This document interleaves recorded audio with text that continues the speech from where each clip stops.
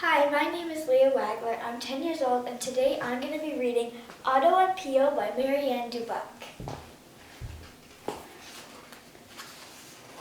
In a very old forest, there was a very old tree, bigger than all the others. In this tree lived a little squirrel named Otto.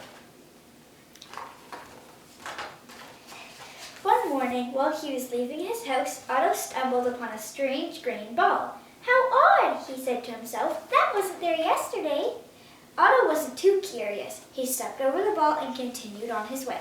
A few hours later, he came back. The ball was still there. He went inside without giving it much thought. The whole afternoon, the ball sat on the branch. Then, while he was making a cup of warm milk, Otto heard a noise outside. Oh, the ball had cracked open. "Mommy!" cried a creature, very small, very round, and very furry, from inside the ball.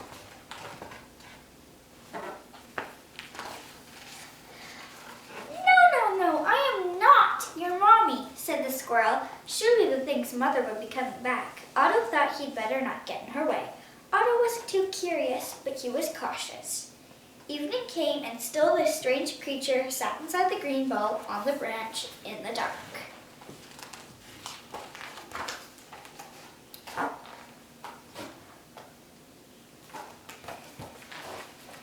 A few hours later, Otto changed his mind. "It's fine for tonight, but tomorrow we'll have to find your mother." "Good night," said Otto, turning off the light. "Mommy," replied the creature from under the warm blanket. "No, I am not your mommy. My name is Otto." "Pio!" "All right, Pio will have to do for now."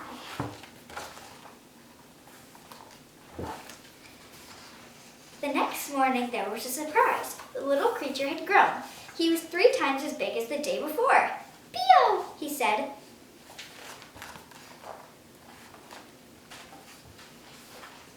After gulping down breakfast, Otto decided to ask his neighbors if they had seen the creature's mother.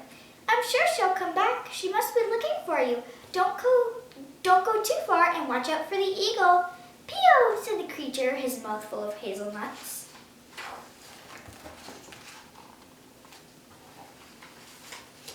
Otto went around to his neighbors and told them the story of the spiny green ball and the little thing that goes "Pio," whose mother absolutely needed to be found. Otto didn't know how to take care of a tiny creature.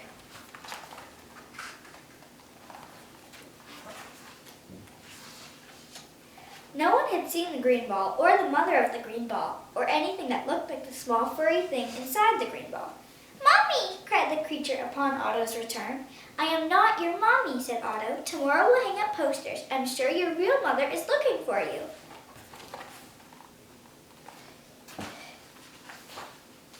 "Do you want a hazelnut before bed?"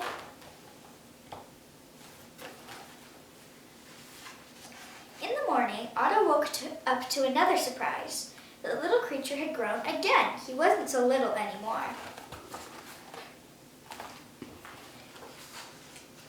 Otto made posters. "I need to add some fur. You have lots of fur," he said. "Pio," approved the creature between mouthfuls of hazelnuts. "Stay here and wait for your mommy, and don't forget, watch out for the eagle," said Otto. While Otto hung the posters on the branches, the furry creature sat and twiddled his thumbs. Eventually, he decided to make some soup.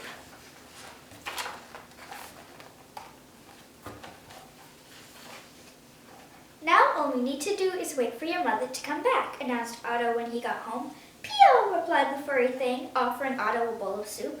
In spite of everything, it was nice to have such good soup. "It's delicious." "Thanks, Pio."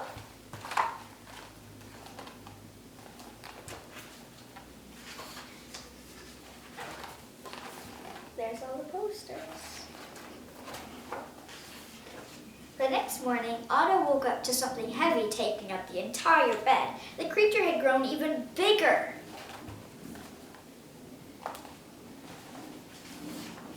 He was so big that he bumped into everything. "Be careful where you put your feet," scolded Otto. "Oh dear, we really need to find your mother, but as soon as possible. You're going to break something." Otto decided to go and look in the other trees to see if he could find some trace of the mother. The furry creature had ate breakfast himself. He knew he could stay and wait in case his mother came back.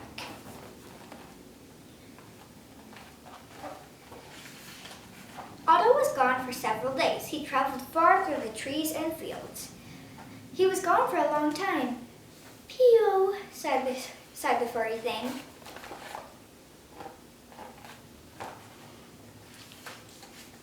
The wait was endless. The creature thought that Otto would probably like to return to a good bowl of soup and a clean house. And maybe even some yard decorations.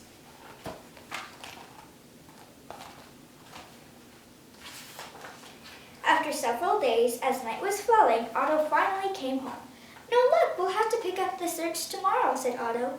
"Pio," said the creature simply, offering Otto a bowl of hot soup.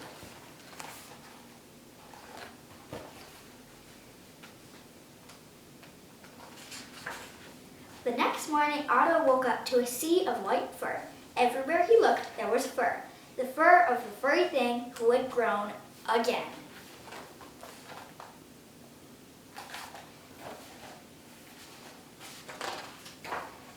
"You're too big. You're going to crush me."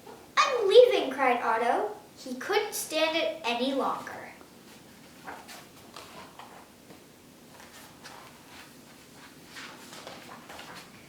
Whose idea was it to dump a big furry creature at my house? I was fine on my own.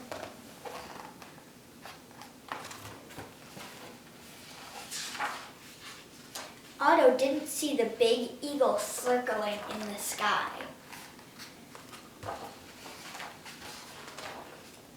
The forest grew quiet, but Otto didn't notice. He was too annoyed. All the same, his soup is so good.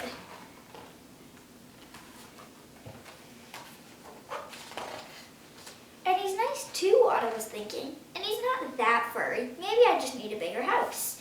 Then suddenly, the eagle dove from the sky, ready to close its talons around Otto's tail.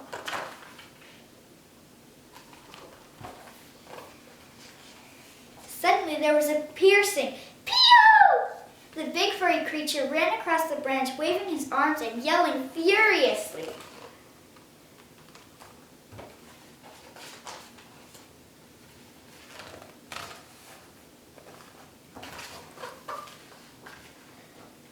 While the eagle flew away, Otto and Pio talked. "I'm going home now. Would you like to come with me?" asked Otto. "Pio," said the creature, relieved.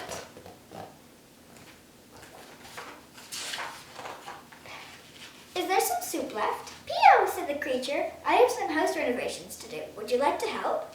They never did find the creature's mother, which was just as well.